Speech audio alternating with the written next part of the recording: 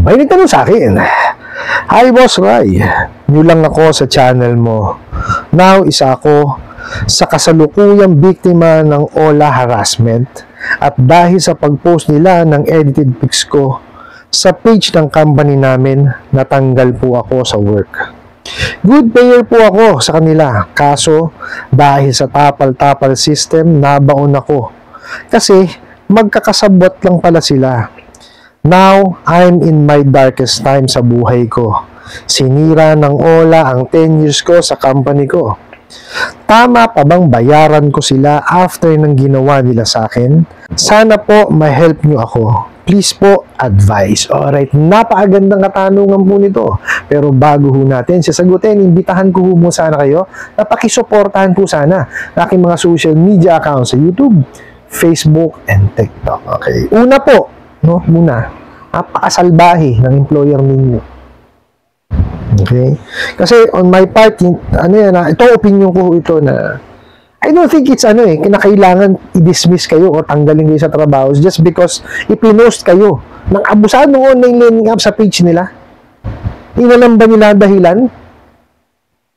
Diba? Mamaya ako sasagutin natin kung kailangan nyo pang bayaran o hindi. Okay? Pero unahin ho natin itong employer na ito kasi bugok din talagang hindi naman tama yun di ba? Illegal dismissal ho yan On my, sa sarili kong opinion On my own opinion, that's illegal dismissal. I don't think it's proper or right na may nakita kang post sa page ng company, sa kanilang page.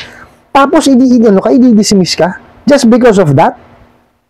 Diba? Hindi ka muna ba bibigyan ng due process? Di ka tatanungin dahil lang ganun lang yun. Diba? Yung pagsisilbi mo ng 10 taon, ganun-ganun lang ba? Parang hindi yata tama yun. Di po ba? Unang-una pong gawin po ninyo. Kasi nga nilagay nyo dito na kayo ngayon ay nasa darkest time ng buhay ninyo. Pakalmahin nyo lang ang sarili po ninyo. No? Hindi worth it kung ano man po yung iniisip ninyo. No? Kailangan nyo po mag-pray kayo. Pag-pray nyo po yan, mawawala yan. No? Makakatulong naman po sa sarili natin is tayo at saka ang ating Panginoong Diyos. Di po ba?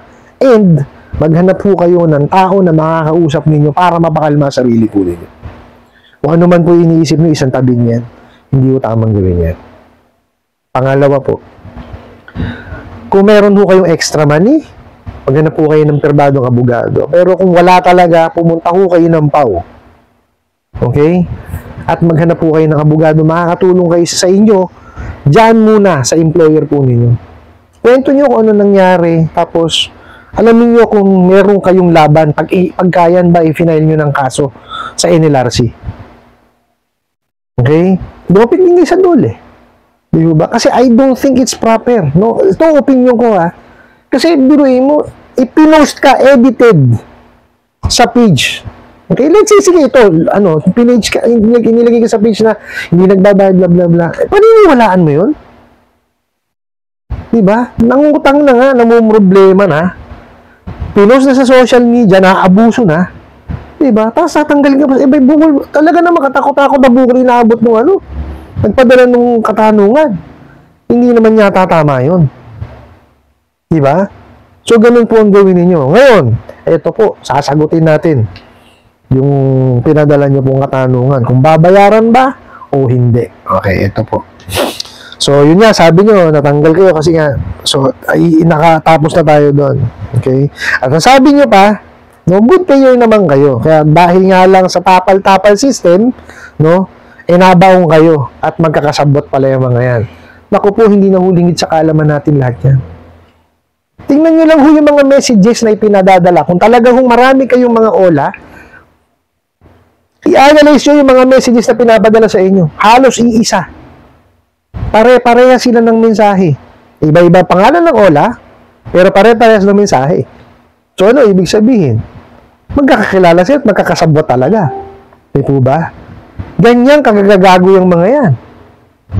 Diba? Talagang, ibabaong kayo niyan. Biruin nyo po, gaya na pagkaka-explain ko. Let's say, na-approve ka 1,000 pesos. Ang ibibigay sa inyo, 500. Okay? Tapos babayaran mo, let's say, 2,000. Isang OLA yon. para ngayon mabayaran mo to. Kung wala ka talagang pera ba at nagipit ka, manghihiram ka na naman ngayon. Diba? Ilan ang katapat ng isa? 4. Ba't ko nasabing 4? Papautangin ka ulit, 1,000, 1,000, 1,000, 1,000. Pero i-disburse lang sa'yo, 500, 500, 500, 500. 4 na 500, ibig sabihin, 2,000. 2,000 din ang babayaran mo. So, ang katumbas ng isang ola ay 4. Tama? O di nabaong ka na. Sa susunod na naman mag-due date, 4 mo na naman to. Ilan na naman ang katapat niyan? So, times 4 na naman yan. Diba? So, hindi ka na matatapos talaga dyan. Mababaong ka na lang. Yan ang lagi kong sinasabi sa inyo na kung hindi naman talaga kailangan, huwag na kayong manghiram. At kung kailangan man, doon ho kayo sa mga bangko, sa lending, sa financing manghiram. Yes, matagal po ang proseso. Pero for sure naman, iniisip nila yung kapakanan ninyo. Kung talagang hindi nyo pa kaya mentally and financially nabayaran yung nahiram po, ang yung ihiramin ninyo, hindi kayo pahiramin yan. Kayo lang din ang iniisip ng mga yon. Ito mga bugo katapusan ng online lending apps na to. Iniisip ba kayo yan? Hindi. Sila lang ang iniisip nila, sarili nila. Hindi nyo ginigisa kayo sarili yung mantika. Diba? Papahiramin kayo sa 4 na ola para mabayaran yung isa. Tama ba yun? Makatao ba yun? Diba? Mario Joseph. Tapos ito ho, yung katanungan ninyo.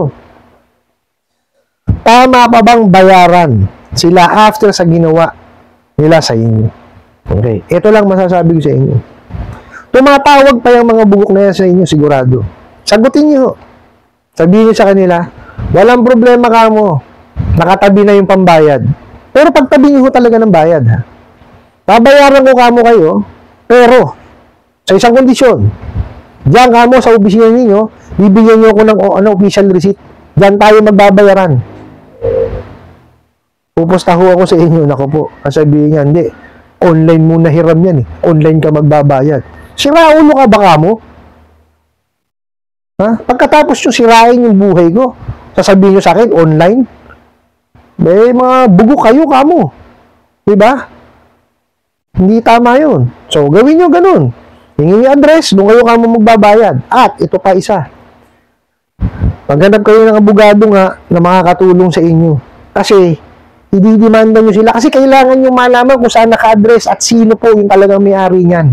Para yun ang ididimanda ninyo. Hindi ho tama na wala man lang kayo mapapala dyan. At hindi tama na nasira ang inyong buhay dahil dyan.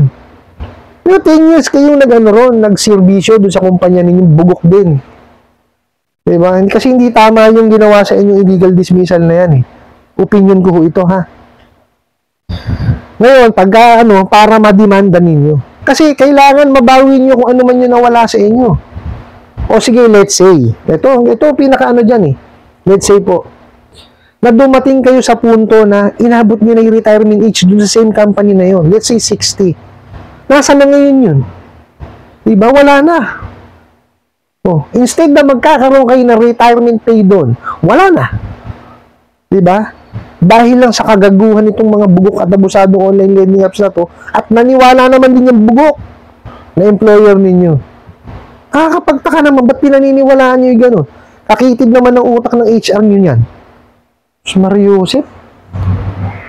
Problemado na yung tao kaya nakahiram. Tapos gaganyan ninyo. Sira talaga patunog yung lahat. No? Ganun ho ang gawin ninyo. Hindi ko sinasabi na huwag yung bayaran.